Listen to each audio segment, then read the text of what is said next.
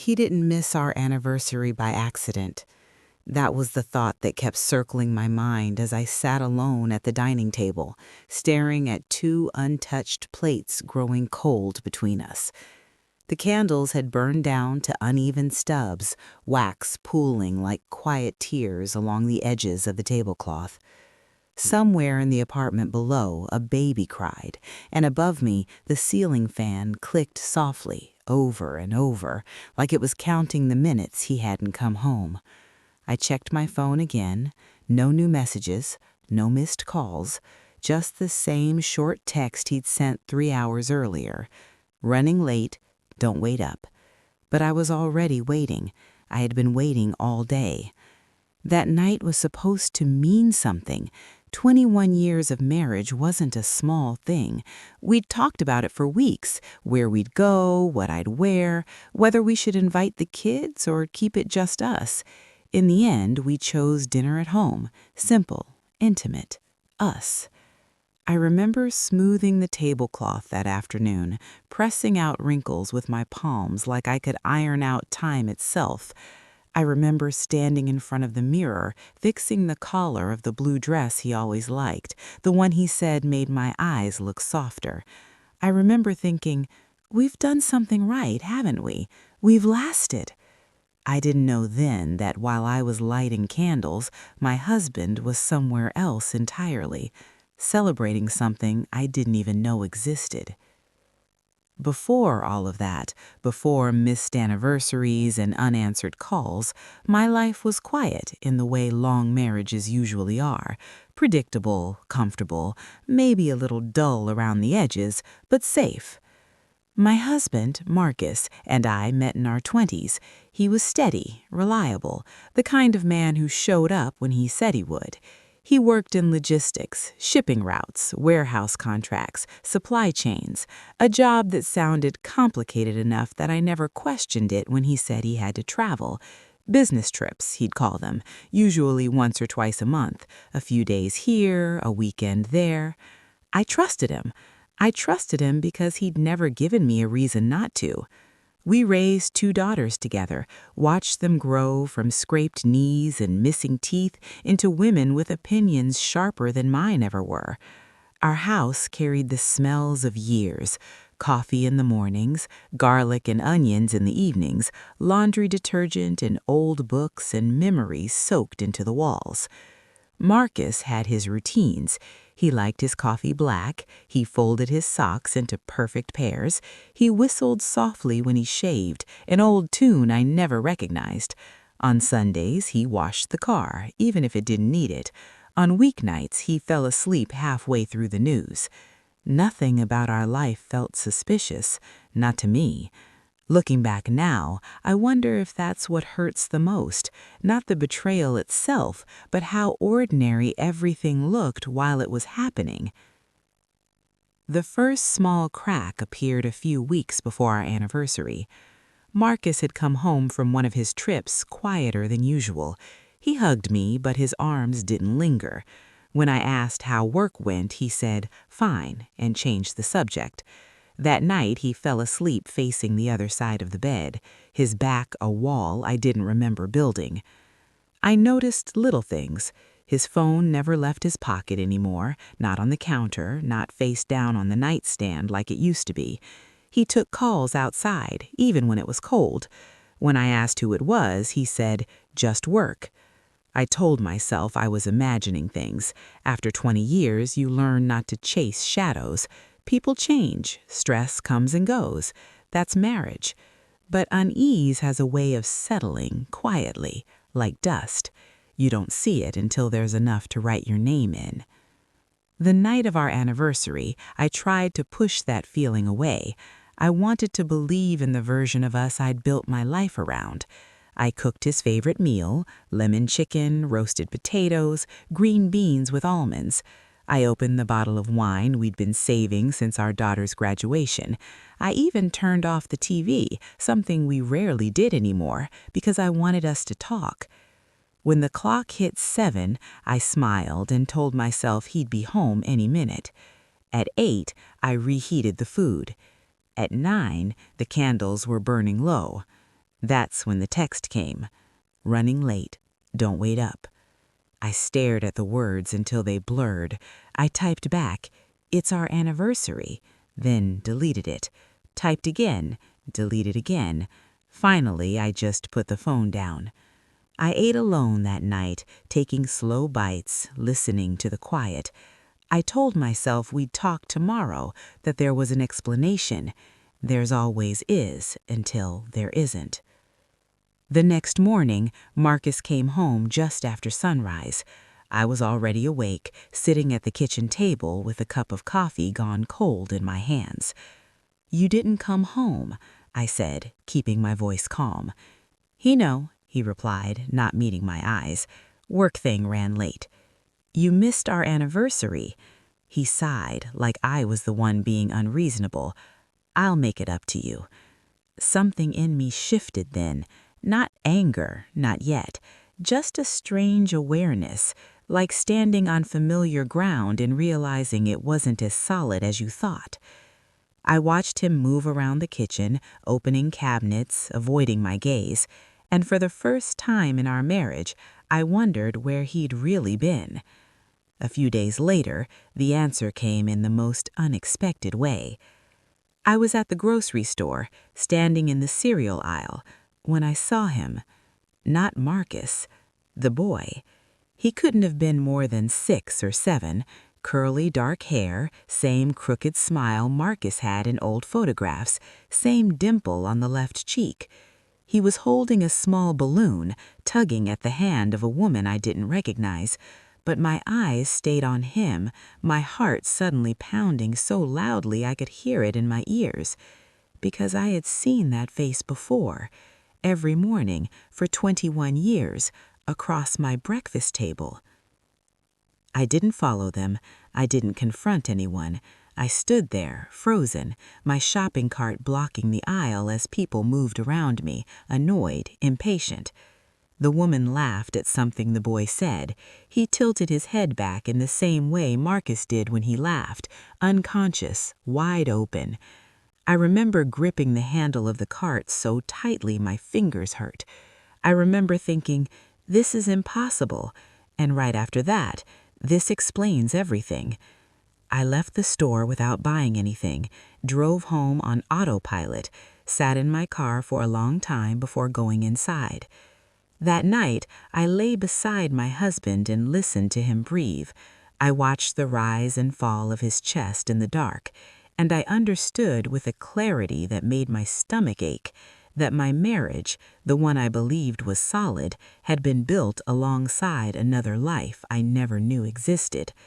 And somewhere out there was a child who shared my husband's face and whose birthday he'd chosen over our anniversary. That was the moment my questions stopped being hypothetical. They became unavoidable. I didn't confront Marcus right away. That surprised even me. I had always believed that if I ever caught my husband lying, really lying, I'd demand answers immediately. I'd raise my voice, slam doors, insist on the truth. But reality has a way of softening even your strongest assumptions. Instead, I watched. For days after the grocery store, I paid attention in a way I never had before. I noticed the rhythm of his movements, the way he checked his phone when he thought I wasn't looking, the slight tension in his shoulders when it buzzed late at night. I noticed how often he volunteered to run errands on weekends, how he lingered in the bathroom longer than necessary before leaving the house. Every observation felt like a small betrayal stacked on top of the last. I replayed the image of the boy in my mind over and over again. His laugh, his eyes, the way he leaned toward that woman like she was the center of his world. I asked myself the same questions until they lost meaning. How long? How could he? Who am I to him now? One evening, while Marcus showered, his phone lit up on the nightstand. I wasn't looking for it, I really wasn't, but when the screen glowed, my name wasn't the one that appeared. "We're ready." He's so excited. No name attached, just a heart emoji and a photo preview blurred at the edge of the screen. I felt my chest tighten. My first instinct was to turn away, to pretend I hadn't seen anything, but my body moved before my conscience could catch up. I picked up the phone. The password was our anniversary. That detail alone nearly undid me. Inside was a life meticulously tucked away. Photos, videos, messages that stretched back years, birthday parties I'd never known about, school projects signed Dad, a small boy in a superhero cape sitting on Marcus's shoulders. There was no mistaking it, no room for denial. This wasn't a one-time mistake or a brief affair. This was a parallel family. I scrolled until my hands shook too badly to continue. The woman's name was Elena. She looked ordinary in the photos. Warm smile, tired eyes, the kind of woman you might pass in a grocery store without a second glance. In one picture, she was holding a cake with blue frosting. The boy stood beside her, grinning, candles lit. The date on the photo made my stomach drop. It was our anniversary. Marcus had missed our celebration to attend his son's birthday. I sat on the edge of the bed, phone in my lap, my mind strangely quiet. Not numb, just focused. The kind of focus that comes when your world shifts and you have no choice but to stand still long enough to understand it. When Marcus came out of the bathroom, towel around his waist, humming softly, I looked up at him. "How old is he?" I asked. The humming stopped. He froze, one hand gripping the doorframe. "What?" "The boy," I said. My voice sounded distant, like it belonged to someone else. "How old is your son?" The color drained from his face. He didn't deny it. That's how I knew he'd been waiting for this moment, dreading it, rehearsing excuses he'd never use. "You went through my phone," he said quietly. "Yes, I did." He sat down heavily on the chair by the window, rubbing his hands together. "I was going to tell you." "When? Before his next birthday?" Silence stretched between us, thick, heavy. He finally looked at me, eyes glassy, jaw tight. "He's 7, just turned 7. I nodded as if he'd told me the weather. "How long have you known about him?" "All his life." The words hit me harder than any confession of infidelity could have. This wasn't just cheating. This was years of intentional deception. "You've been lying to me for 7 years." I swallowed. It wasn't supposed to happen this way. That sentence, so small, so meaningless, ignited something in me. How was it supposed to happen, Marcus? When exactly were you planning to tell your wife about your other child? He stood up, pacing. "Elena and I, it was a mistake at first. It ended, but then she got pregnant, and I couldn't just walk away from my son." "So you walked away from me instead," I said softly. "No, I stayed. I was here."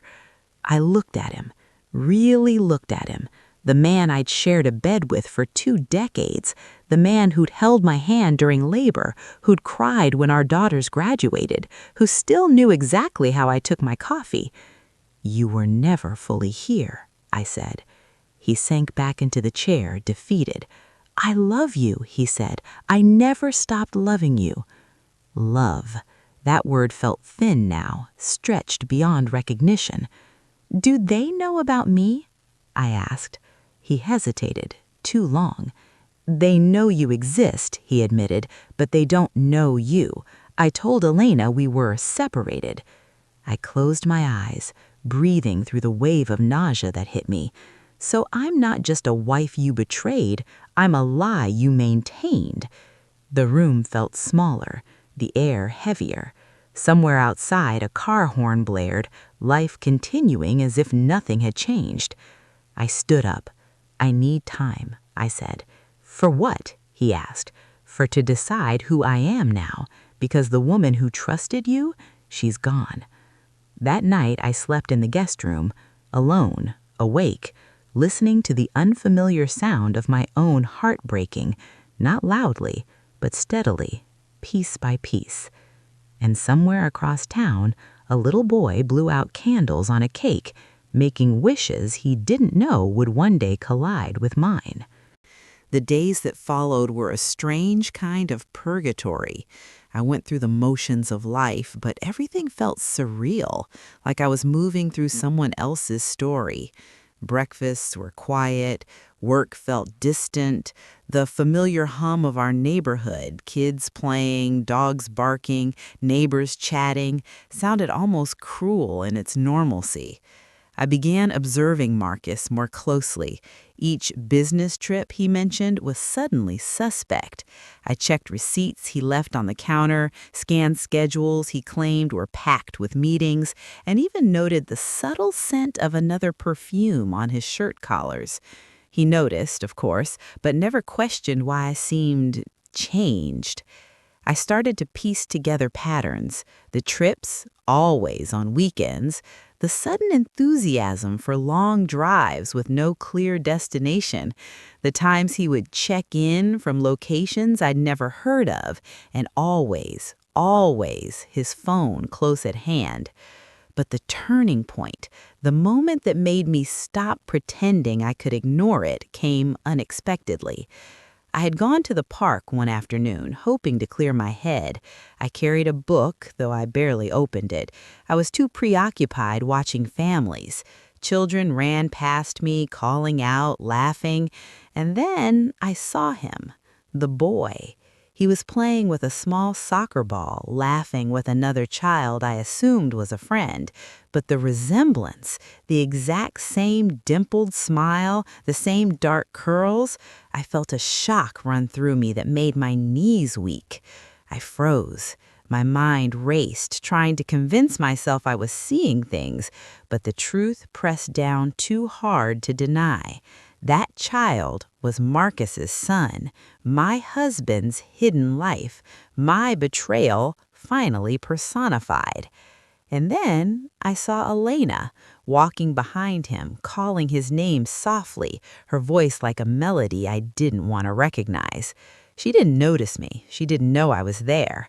I watched them from across the field, heart pounding, torn between wanting to confront them and knowing I wasn't ready. I realized something then.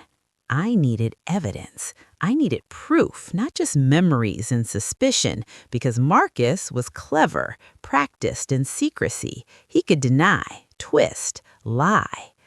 I began documenting notes, receipts, photos of travel. I didn't go overboard. I wasn't trying to be vindictive yet. I was trying to understand. The pattern became clearer. Birthdays, school events, dinners, even small milestones Marcus had celebrated without me knowing. Every piece was a stitch in the fabric of a life I'd never been part of. One evening, I confronted him again. This time, I had my notes. I spread them across the dining table, receipts from restaurants, photos of hotel stays, schedules that didn't add up. He stared, finally silent. "I see now," I said, my voice trembling but firm.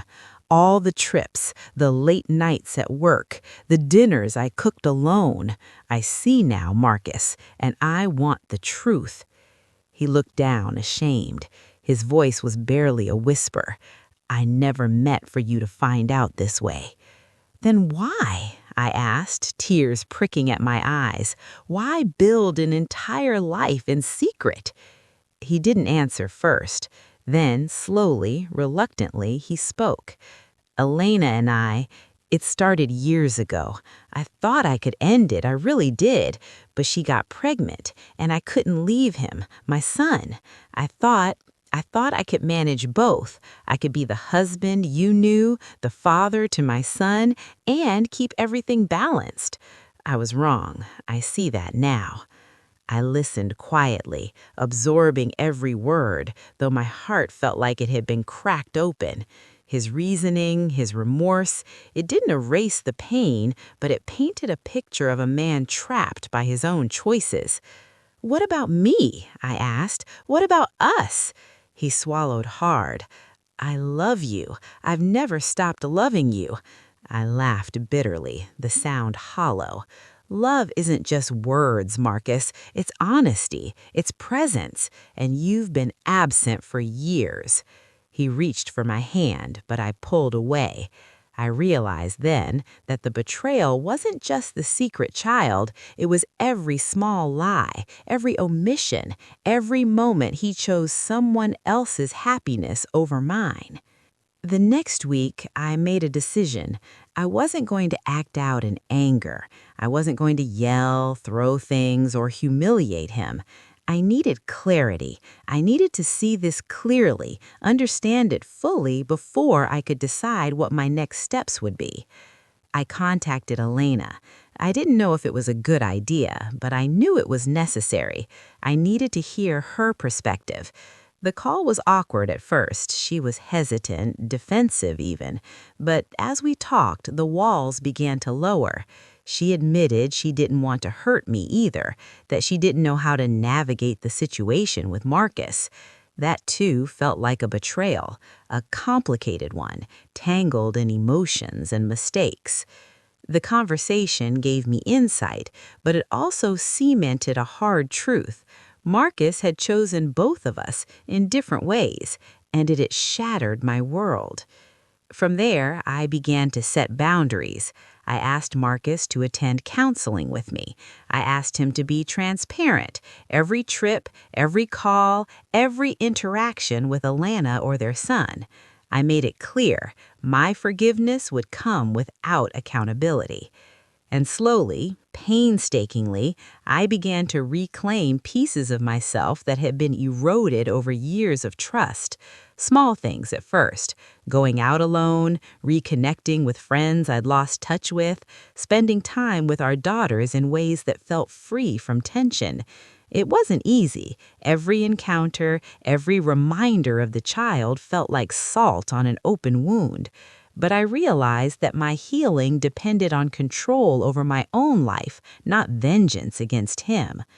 Then came the pivotal moment, the day I decided I needed to meet their son, face to face.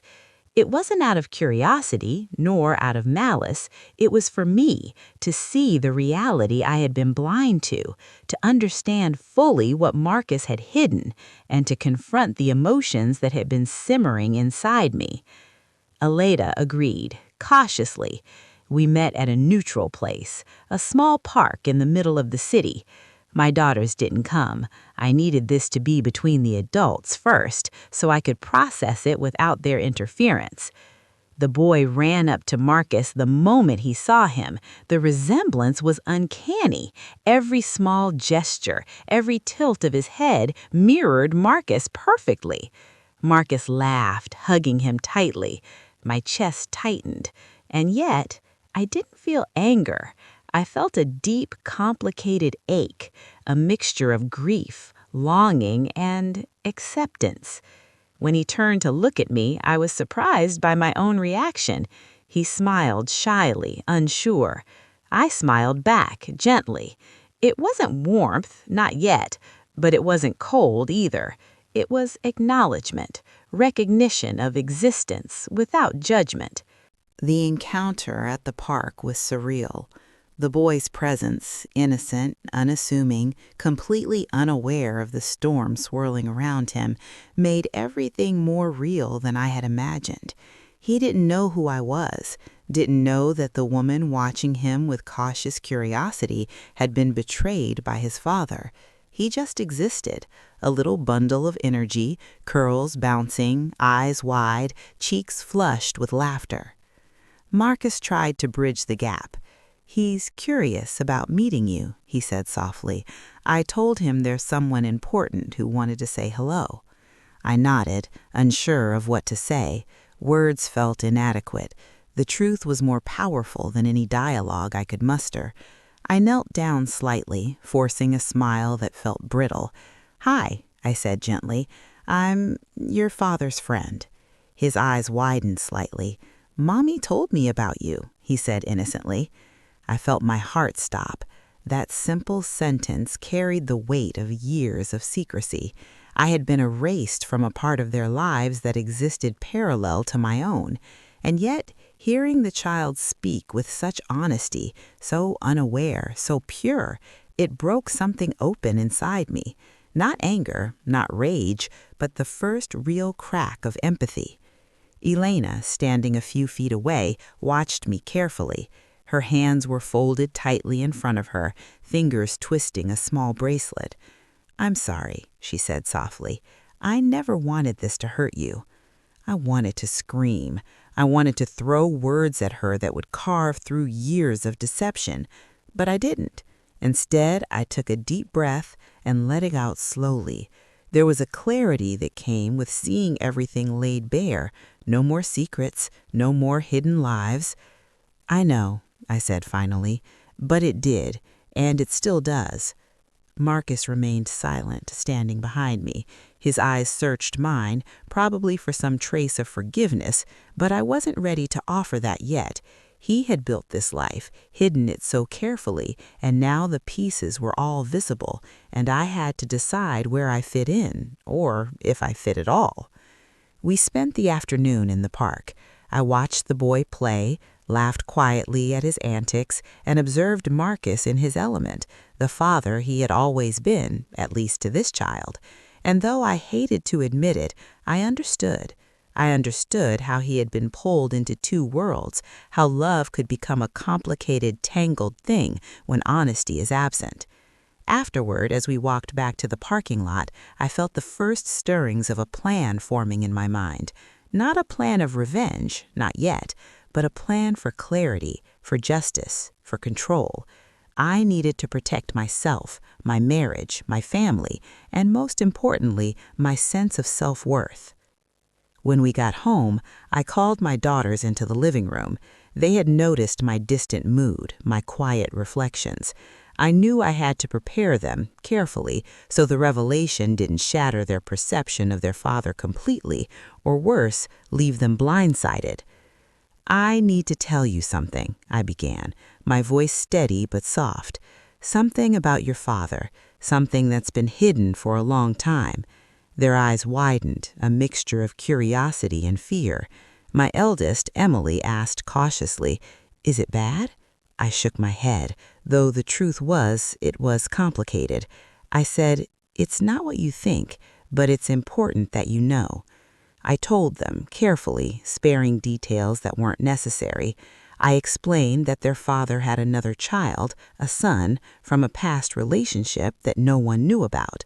I described him gently, framed the information with honesty but without judgment, and emphasized that this child had done nothing wrong, that he was innocent in all of this.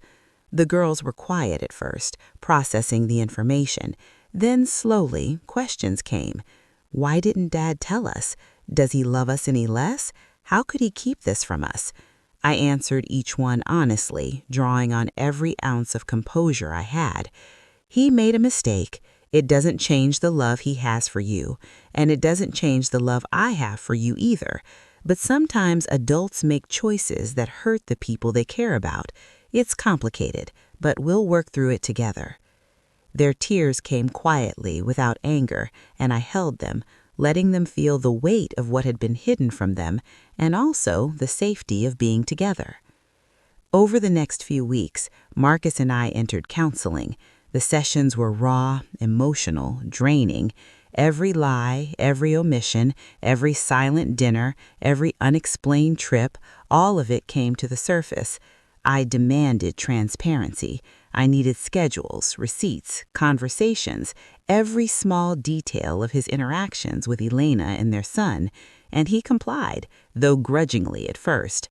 I watched him closely, noting sincerity in his eyes, the tremor in his voice when he admitted mistakes, the fatigue that came from years of juggling two lives.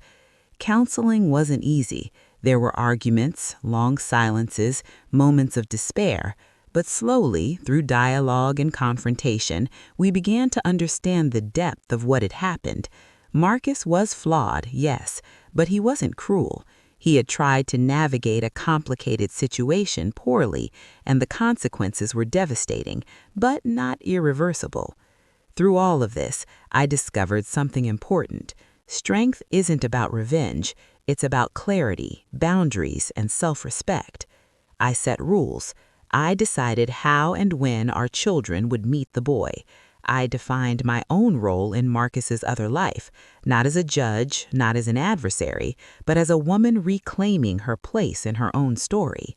And slowly, I began to breathe again. The first time I met the boy in our home was a tentative affair. Elena brought him over under my supervision. Marcus stood nearby, nervous, unsure of how I would react. He ran up to me cautiously, eyes bright and curious. "Hi," he said. I smiled, carefully, gently. "Hi," I said back. "I'm your father's wife. Nice to meet you." He tilted his head, considering. "Do you like dinosaurs?" "I love them." And just like that, a bridge was formed, not between us, not fully, but a small, delicate connection that could grow over time. For the first time in weeks, I felt something I hadn't in a long while: hope.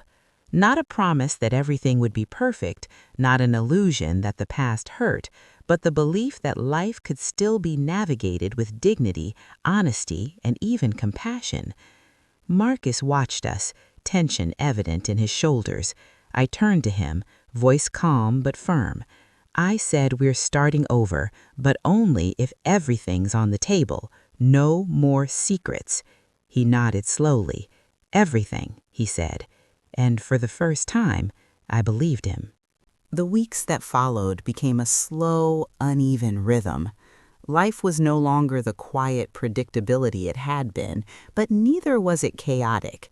Every morning, I woke with a mixture of anticipation and caution, aware that the next few hours could hold a conversation that would shake or soothe me. I had learned to walk carefully through the remnants of my old life while navigating this new reality that Marcus had created without my knowledge. Counseling helped, but it also forced confrontation. Marcus had to admit more than he ever wanted to: the times he had lied, the moments he had prioritized his other life over ours, the emotional toll of juggling two households. There were tears, apologies, and arguments that left both of us drained. But slowly, layer by layer, the truth came into the light. One evening, as I sat at the kitchen table sipping a cup of tea, Marcus entered, holding a small gift bag. He hesitated, looking at me as if measuring the right words. I wanted to do something for you," he said quietly. "Not to erase the past, not to fix everything, but just to try." I raised an eyebrow. "What is it?" He placed the bag on the table. Inside was a small photo album. On the cover, in Marcus's careful handwriting, it said, "The life you didn't see." I opened it cautiously. Inside were photographs, most of them of their son, moments I had never known existed: first steps, school plays, birthdays, small milestones that Marcus had captured meticulously. Interspersed were pictures of Marcus and the boy, father and son, smiles and laughter and simple everyday life. "This is everything," Marcus said. "Everything I hid. You deserve to see it." I ran my fingers over the pages. The pain was still there, sharp and insistent, but something else began to bloom: an understanding, a sense of perspective. I saw his choices, flawed and selfish as they were, through the lens of a man who was also a father, struggling to balance responsibility and guilt. "I can't say I forgive you yet," I admitted softly. "Not fully, but I see. I see him, and I see you trying." He nodded, relief flickering across his face. "That's all I can ask for. That's all I've wanted. To be honest now, to be transparent, and to rebuild if you'll let me." It wasn't easy. Rebuilding trust is like repairing a fragile vase.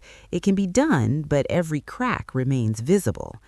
Marcus and I established rules: no more hidden trips, full disclosure of schedules, and honest communication about our priorities. We agreed on visitation for their son, and I insisted on being involved, not to intrude, but to understand fully. The first visit was tense. The boy arrived shyly, holding Elena's hand, his small eyes darting between Marcus and me. He was polite, curious, cautious. I kneeled, forcing my smile to be warm but gentle. "Hi," I said. "Do you want to see our garden?" He nodded, a small smile forming, and we walked outside. Marcus followed, trying to mediate, but mostly staying silent, letting the two of us adjust. I showed him the flowers, the small fountain where our daughters sometimes played, the bench we had spent weekends restoring together. He laughed at the water trickling over the stones, his eyes lighting up. And I realized something profound. Innocence can survive even in the midst of deception. The boy had done nothing wrong. He was a child, and he deserved love, not judgment. That evening, as they left, I felt an unexpected heaviness lift slightly. The bridge, fragile as it was, had begun to form. Life gradually began to normalize, but with new awareness. Every gesture, every conversation carried more weight. I watched Marcus more closely, not to spy, not to accuse, but to measure his sincerity of his effort. He was trying. Small actions like leaving his phone in the living room, spending quiet time with the children without distractions, communicating honestly, began to rebuild some semblance of trust. I found strength in myself as well. I returned to old hobbies I had neglected, painting, long walks, evening journaling. I spent afternoons with my daughters, laughing in a way that was lighter, more genuine than it had been in months.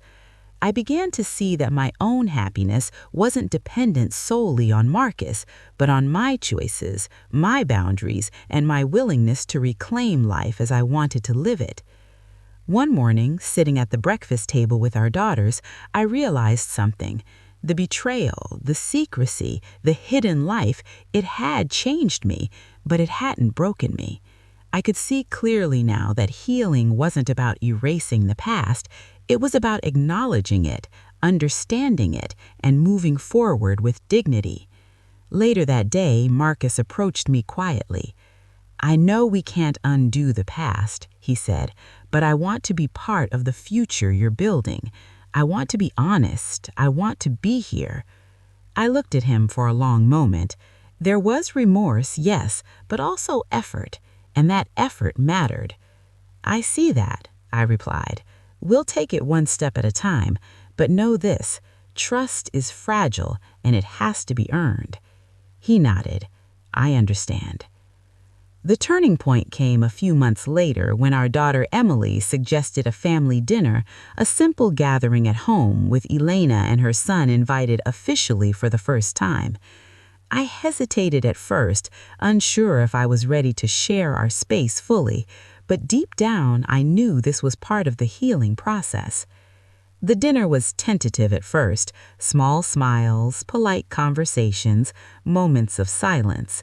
But gradually, walls began to crumble, laughter emerged, small gestures of camaraderie formed, and even Marcus, usually reserved at home, seemed lighter, more present. I watched our daughters interact with the boy, curious questions, shared jokes, hesitant smiles. And something unexpected happened. I felt a sense of peace. Not complete forgiveness, not total reconciliation, but an acknowledgement that life, in all its messiness, could still be lived with grace. After dinner, as everyone cleared the table and washed dishes together, I caught Marcus's eye. We didn't speak. Words weren't necessary. A shared understanding passed between us, an acknowledgement of pain, of mistakes, and of the conscious effort to do better. In the months that followed, our lives adjusted to the new reality. The boy became a part of our extended family in small, gentle ways. I didn't rush acceptance. I allowed my emotions to unfold naturally. There were moments of frustration, quiet grief, and lingering resentment. But there were also moments of joy, of unexpected connection, of shared laughter. Through it all, I learned something essential. Betrayal can shake the foundation of a life, but it doesn't have to destroy it. The moral wasn't about Marcus's choices, it was about mine. about reclaiming my agency, setting boundaries, and choosing how to respond. I realized that forgiveness doesn't mean forgetting, and healing doesn't mean ignoring pain. It means acknowledging reality, learning from it, and deciding how to live with integrity. And slowly, almost imperceptibly at first, I began to breathe again. The seasons shifted, and with them, a subtle change settled into our home. Winter melted into spring, and the air smelled of fresh blooms and damp earth, a small, steady reminder that life continues even after upheaval. I noticed it first in the mornings when Marcus and I would sit at the kitchen table with our daughters, drinking coffee in the quiet light of dawn. There was still tension, yes, and unspoken apologies hung in the air like cobwebs, but there was also a fragile ease that hadn't existed before. One Sunday, I decided to invite Elena and her son over again. This time, it wasn't tentative, it wasn't cautious, it was deliberate, a step toward building bridges rather than merely observing from a distance. When they arrived, I felt the familiar pang of nervousness. Would I react properly? Would my voice betray the lingering hurt? But the moment I saw the boy's face light up as he ran toward Marcus, I felt the tension ease slightly.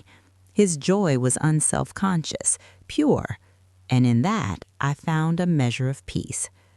Elena greeted me warmly, a careful smile that carried relief. "Thank you for inviting us," she said. I nodded. "We're learning to navigate this together," I replied, step by step. The afternoon passed slowly, deliberately, with shared meals, small conversations, and tentative laughter. I watched Marcus interact with both families, noticing the effort he put into being present. He was careful not to overstep, not to dominate, but to participate fully. It was a balance, a tightrope act he had learned to walk out of necessity, and I could see the genuine intention behind it. I spent a lot of that afternoon observing, not judging, not plotting, but simply taking in the reality of the situation. It was messy, complicated, imperfect, but it was real. And reality, I realized, was the only thing worth engaging with. That night, after everyone had left, I sat alone on the back porch. The wind carried the scent of jasmine, and the quiet was comforting. I thought about the journey of the past few months, the discovery, the heartbreak, the confrontation, the cautious steps toward healing. I remembered the first moment I had seen the boy at the grocery store and how paralyzed I had felt. I remembered the raw, shattering weight of seeing Marcus's hidden life laid bare. I remembered the nights I spent awake, staring at the ceiling, wondering if my marriage had ever truly existed. And I realized something important. Those moments of pain had also been moments of clarity. They forced me to confront reality, to examine my own resilience, and to redefine what trust, love, and family truly meant. I thought about my daughters, too, their resilience in the face of the revelation, their curiosity, their questions, their ability to hold complex emotions without judgment reminded me that even in the hardest situations, humans can adapt, learn, and grow. I thought about Marcus, too. His mistakes were undeniable, and yet I could see his efforts, his attempts to reconcile, and the weight of guilt he carried. That didn't excuse him, but it did humanize him. And most importantly, I thought about myself. I had survived the betrayal. I had navigated the storm without losing my sense of self. I had established boundaries, reclaimed my voice, and demanded honesty.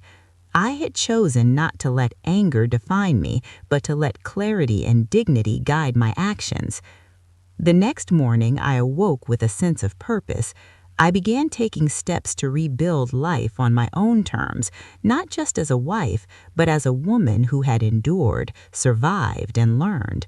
I reconnected with friends I had neglected, took up painting again, and even joined a local book club, a small but meaningful step toward regaining my sense of individuality. Marcus was present too, though the dynamic had shifted. There was no pretense, no hidden agendas. Transparency guided every conversation, every decision. He understood that forgiveness is not a one-time event, but a process, earned through consistency, honesty, and respect. The boy became a part of our extended family gradually. There were moments of awkwardness, of hesitation, and even tension, but there were also moments of genuine connection. He laughed with my daughters, shared stories, and began to carve out a place in our hearts.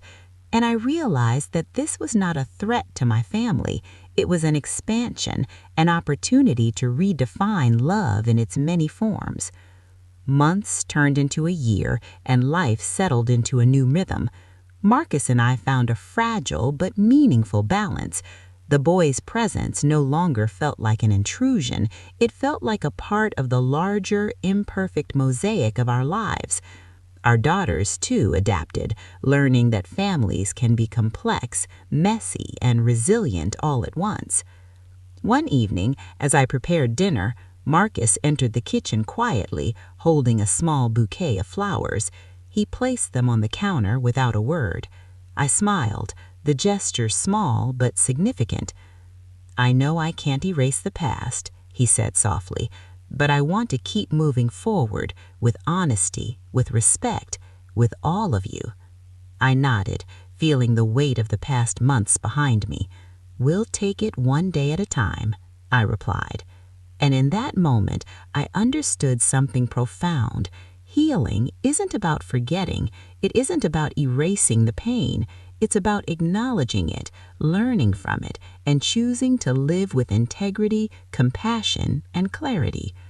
I realized that my life had not ended with betrayal. It had transformed.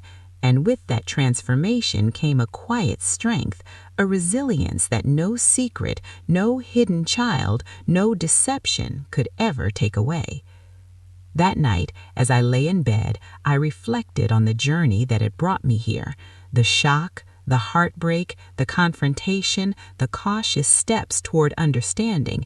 It had all been part of a process. A painful process, yes, but one that revealed the depth of human complexity and the capacity for growth, forgiveness, and healing.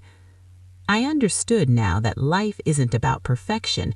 It's about how we navigate imperfection, how we respond to betrayal, to secrecy, to heartbreak, about how we reclaim our own agency, set boundaries, and choose dignity over despair. And as sleep finally claimed me, I whispered to myself, "I am stronger than the secrets that tried to break me. I am worthy of truth, love, and respect, and I will carry that forward, no matter what comes next." As I sit here now, reflecting on everything that has happened, I realize that life doesn't always go the way we plan. Sometimes the people we trust most, the people we build our lives around, can shock us in ways we never imagined. Secrets have a weight, and betrayal leaves marks that aren't always visible. But I've also learned something important.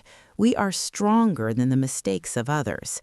Stronger than lies, stronger than deception, stronger than the heartbreak that feels like it will never end. Healing doesn't mean forgetting, and forgiveness doesn't mean excusing. It means reclaiming your life, defining your boundaries, and choosing to move forward with clarity and dignity. I can't undo the past. I can't take away the pain, but I can decide how I respond to it. I can choose to create a life rooted in honesty, resilience, and love. Love that is earned and reciprocated, not hidden or manipulated. To anyone watching this story who has faced betrayal, secrets, or hidden truths in your own life, remember, you are not alone. The shock, the anger, the heartbreak, they are real and they are valid. But so is your ability to heal, to rebuild, and to reclaim your power. Would you have confronted the truth the way I did? Would you have found the strength to face the secrets and decide what's best for your family and for yourself? I'd love to hear your thoughts. Share your experiences and reflections in the comments below, because sometimes the first step toward healing is realizing you're not walking this journey alone. And if this story resonated with you, consider subscribing for more real-life stories of resilience, betrayal, and redemption. Because even in our darkest moments, there is hope. And sometimes hope begins with seeing the truth.